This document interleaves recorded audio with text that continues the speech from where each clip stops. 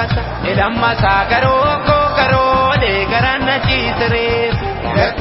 Elamma sagaro karo le garanna chisre. Sabur satang kale garo le garanna chisre. Elamma sagaro le garanna chisre. Magaji chirate garo le garanna chisre.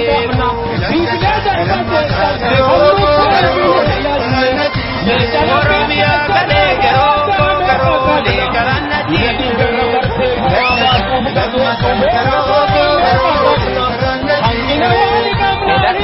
Elamma sagaro le garanna chisre.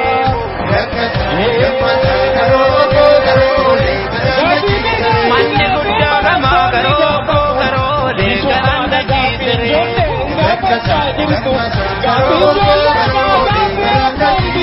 Utubanja dama garo le garanna chisre.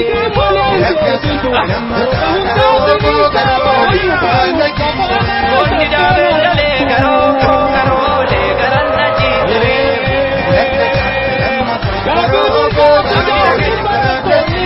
Jabe sirra mama garo le garanna chisre.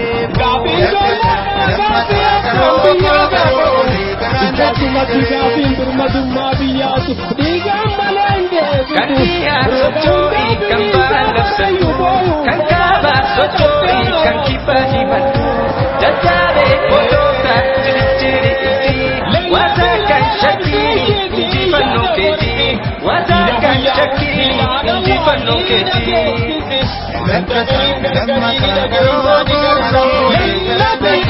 Tumde yolle kenya garo le garanna chisre.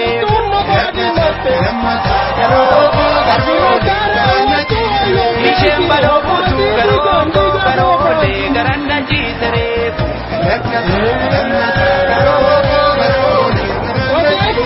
Amene putu garo le garanna chisre.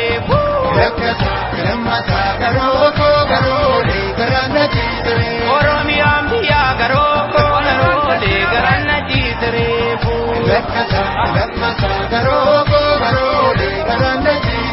Oromo nummata garo le garanna chisre.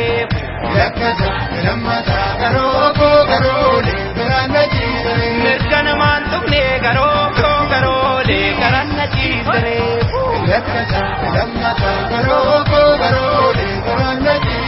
Kano dippan mata garo le garanna chisre.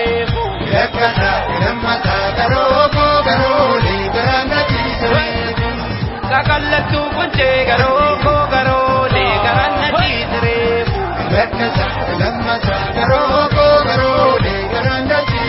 Balladda chujira garo le garanna chisre.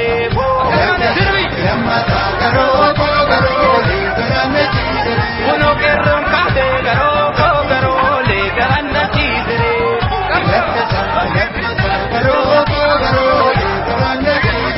Lamma chujira garo le garanna chisre.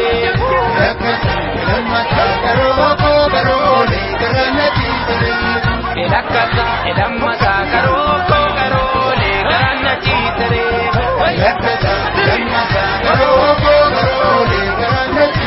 Kasani kuba garo le garanna chisre.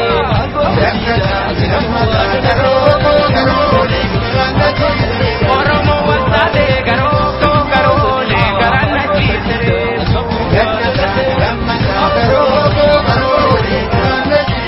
Kasoni piuba garo le garanna chisre.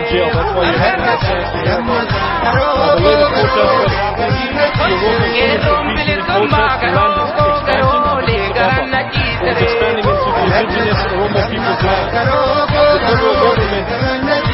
Amma che nyangan ma garo le garanna chisre.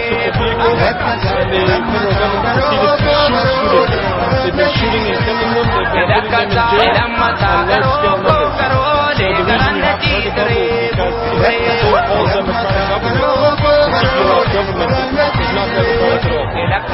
Elamma sagaro le garanna chisre.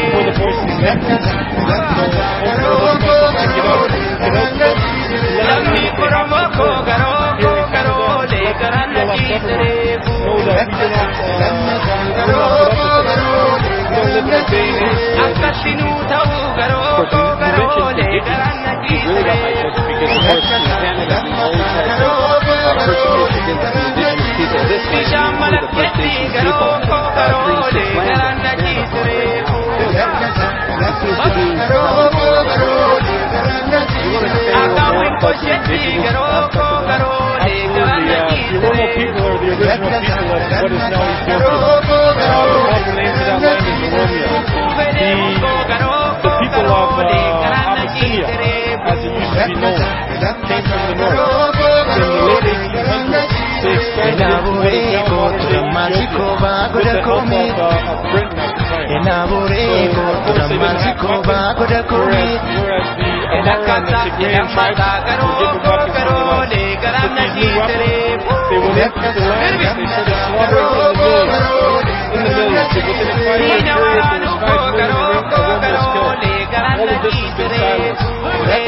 Most media, what you'll find about the Oromo people, is on Wikipedia. When you search the sources, you'll find the sources were close friends with Haile Selassie. So the only message you're getting out is the message of the people who have taken over the land. So their people haven't had a voice. That's why I say these are the indigenous people. They are the original people of this land. The people who have taken over their land are now in what is called the Richney.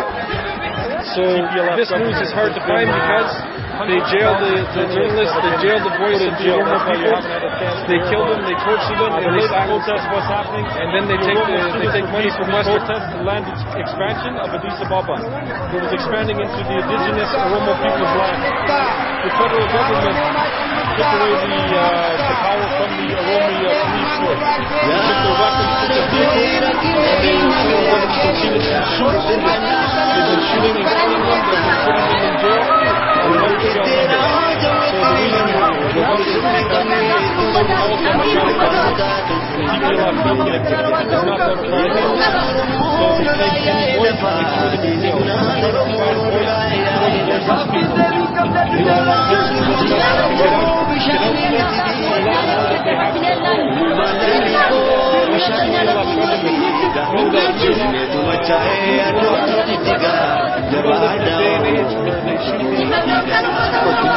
you're not because of course in Canada we've always had some persecution against the indigenous people of this land. There are two of the First Nations people, Treaty 6 land in Canada right now. It seems to be happening all around the world. Do you want to expand a little more about the indigenous aspect of that? Absolutely. The Oromo people are the original people of what is now Ethiopia. The proper name for that land is Oromia. The people of Abyssinia, as they used to be known, came from the north. In the late 1800s, they expanded into what is now modern-day Ethiopia with the help of Britain at the time. So, of course, they didn't have weapons, whereas the Amhara and the Tigrayan tribes were given weapons from the west. With these new weapons, they went into the land, they started slaughtering in the millions. So within a 5-year period, 5 million Oromos killed. All of this has been silenced. Most media, what you'll find about the Oromo people is on Wikipedia. If you search the sources, you'll find the sources were close friends with Haile Selassie. So the only message you're getting out is the message of the people who have taken over the land. So their people have to have a voice. That's why I say these are the indigenous people. They are the original people of this land. The people who have taken over the land are now in what is called the Richney. So this news is hard to find because they jailed the journalists, they jailed the voice of the Oromo people, they killed them, they tortured them, they silenced them. And then they take money from Western government saying that they're a democratic government. This is not a democracy. Democracy, people have a voice, and they have a voice. And we're trying to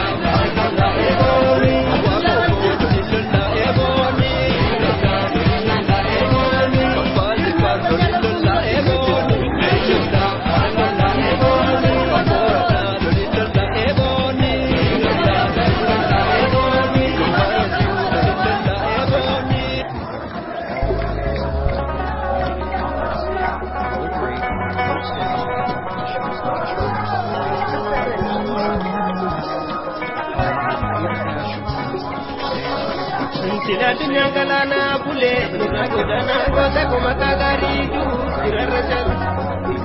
Nana sagoto chawata bijale chamorro vale, rawa kogisu kamsera warkisu bantu, nana jisu bantu dirajal. Uno takalesa tampal mambaradera makra, jagandare macanaru. Nalagana laguma toma, ati male sale male tola, punya kira to bagi pakai taka, naga kira taka naga kira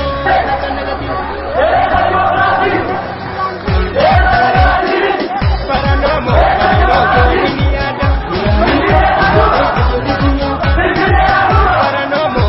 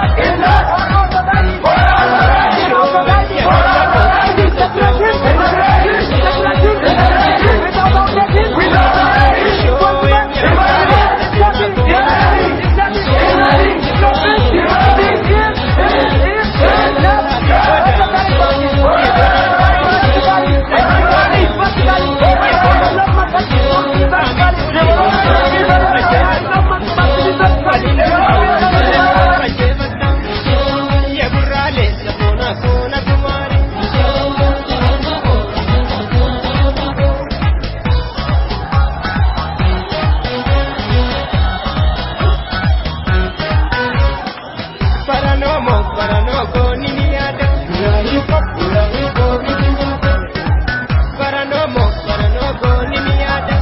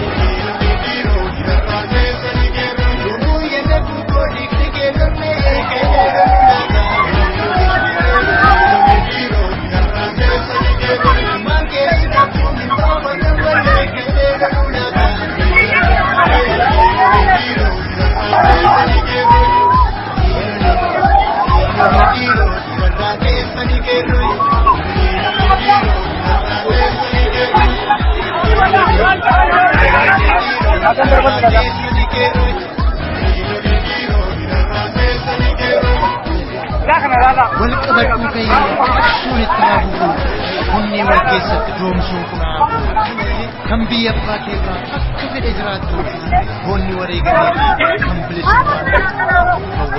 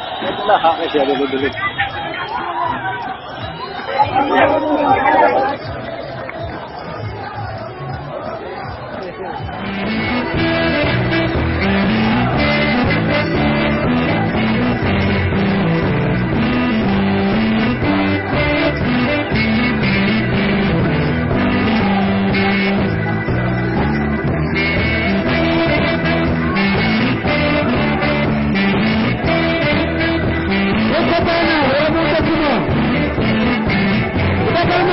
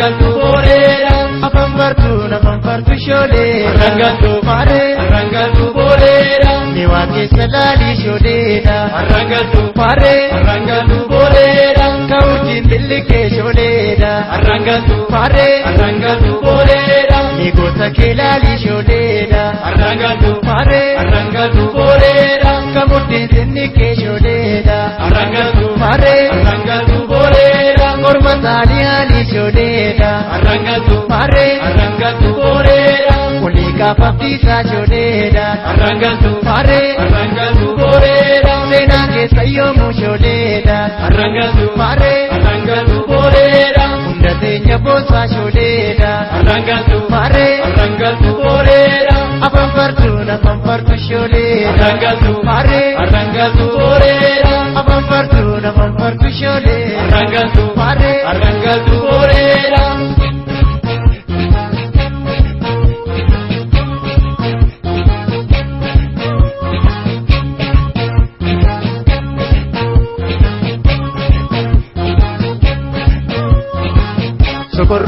sokorroo baalli na taataa Sayoko olika kota koma tu bakada sokorroo baalli na taataa Afelo irani pia koma tu bakada sokorroo baalli na taataa Elemo olika kota koma tu bakada dhiira goonni dhalchee baalli na taataa Amboko udari jaju koma tu bakada sarii ijoollee gimbii baalli na taataa Ekiko wallaka jatu koma tu bakada warra seenaa beektu baalli na taataa Kireko kumai limu koma tu bakada nachoota fi mantii baalli na taataa Nango tijaji yubyo koma tu bakada biyya ilmaan gootaa baalli na taataa Nakamte arjogo pinja mal tu bakada madda wallaabuudha baalli na taataa Nagalle arusi asalla mal tu bakada akka waaqa guutuu baalli na taataa Adola mutiko ya belo mal tu bakada galmeeffadhu seenaa baalli na taataa Dalisu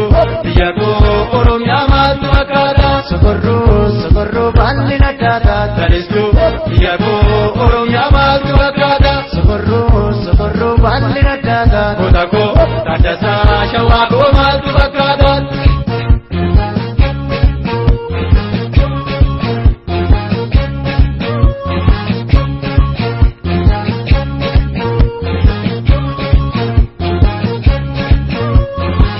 sokorroo baalli na taataa Sayoko olika kotako mal tu bakada sokorroo baalli na taataa Afelo idami biyako mal tu bakada sokorroo baalli na taataa Elemo olika kotako mal tu bakada sokorroo baalli na taataa Jimako achara kete koma tu bakada akkasuma sheekaa baalli na taataa Biyako kasara disho koma tu bakada adam dararraafaa baalli na taataa Kobale kotako adami mal tu bakada akka lemoo giltuu baalli na taataa Ararge kotako elemo mal tu bakada ammoo musammirfaa baalli na taataa Kalamso awadai chalanko mal tu bakada akka garii tulluu baalli na taataa Orana adola guji koma tu bakada hanga foromtichaa baalli na taataa Salale kotako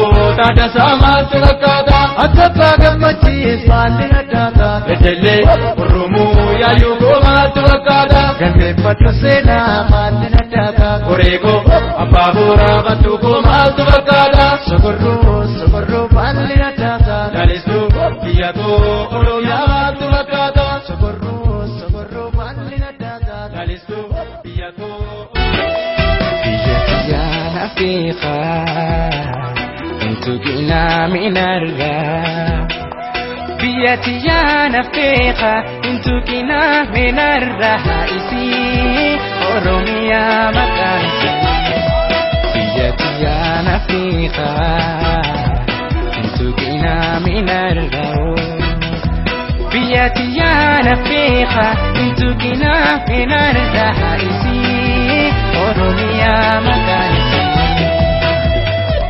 kan beene biyya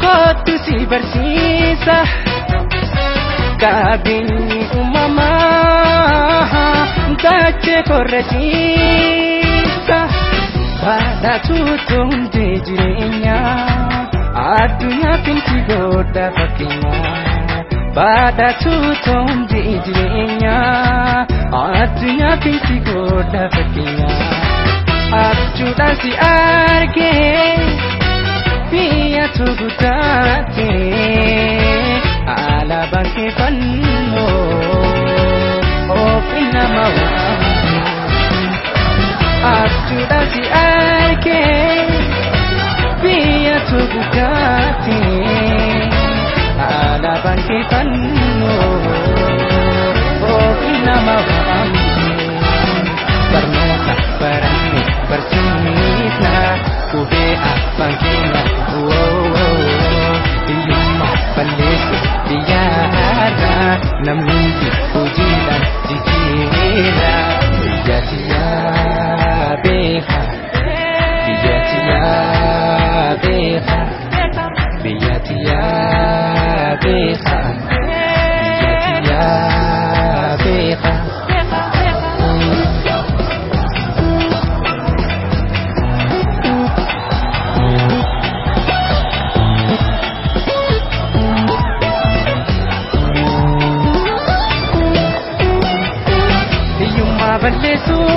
Juda kana Mayung rekina kuda saya kana Ima balesu koja juda kana Mayung rekina kuda saya kana Siyoni gudatan Me pakinya plana Oh sonu sojene Oh romia jala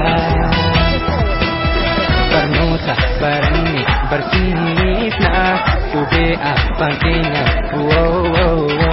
Iyuma balesu biyara Namundi pujilan jikira Barnota barani bersihna Kube bangkina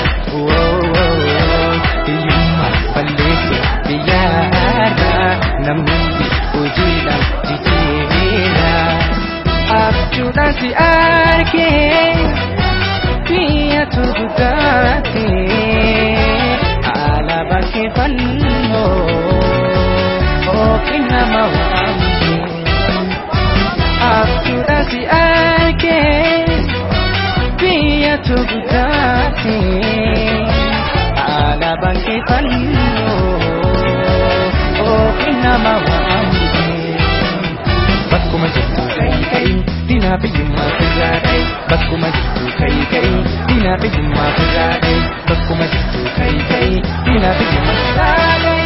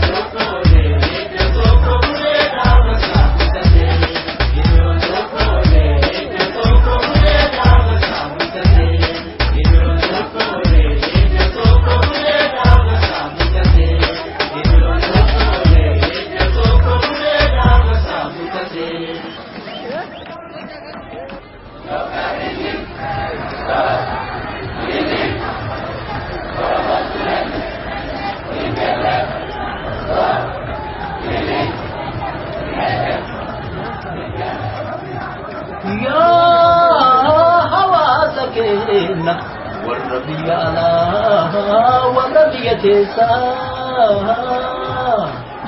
haala deemaa jiru kan ijaan agartaa kan gurraan dhageessaa keessaa fi alaanii tolcha wal ijaaraa tolcha wal qindeessaa deeggarsaaf gargaarsa barattoota seenaa jabaataa jabeessaa barattoonni teena biyya keessaa kaa'atee Oromiyaa teena hin mursiifnu irratti hundumtuu waan taa'atee karaa nagayaatiin jaabilee gaafachuun hiriira nagaa wayyaanee rabbaate deebii barattootaa nasaasaa qindilee wayyaanee dhaataatii aadaatiin wayyaanee barattoota teena hedduu nurraa nyaataate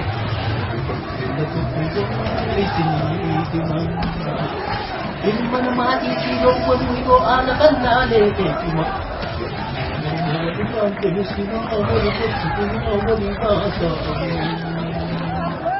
qabsoon saba keenyaa ho'itee finiittee kutaa hunda keessa baqattee firiittee biyyi haaromii keessatti dhalatte keessatti guddatti keessatti baratte keessatti hiriirte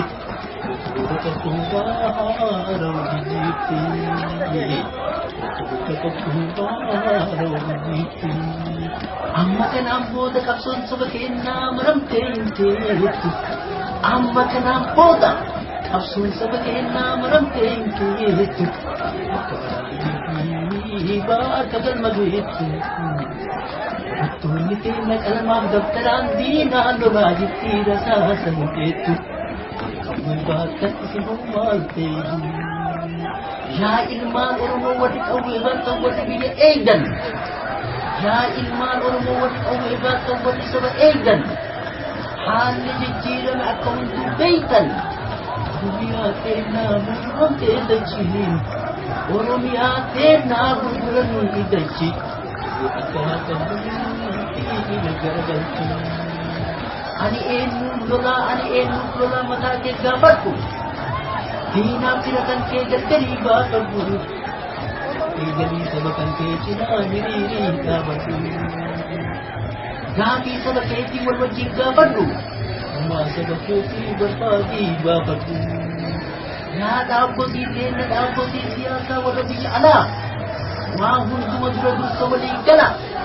nama walii gale alaa waliin gala walii galtee dhabuun guddaa uuma bala walii galtee dhabuun guddaa uuma bala maddi alaan alaa achirraa eegala dhaabuma diiganii dhaabuma ijaaruun ganamaa galgala saba keenyaaf waan tokkuma fiduu furmaataa fi tala amma kana keenya haa barbaannu mala barattoonni keenya kunoo biyya keessa hunda qabsoo keenyaa nuu bante balbala qabsoon saba keenyaa biyya galtee jirti faana galaa qabsoo hidhannoodhaa sochoosaa daggalaa ulaan qabsoo keenyaa banamteree keessaan ulaan qabsoo keenyaa banamteree keessan yaa dhaabaan giddaa miseensa rifeensa qabsoon si barbaadde ati hoo eessa kalee ulaadhaan si haqa uumee keessa kan lafaa ka'ii qawwee teeru kaasi teeruffisii fuulatti facaase Oromiyaa keessaatii na kan kee baase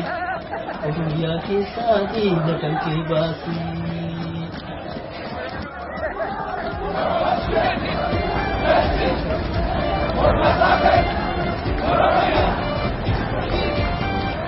Oromiyaa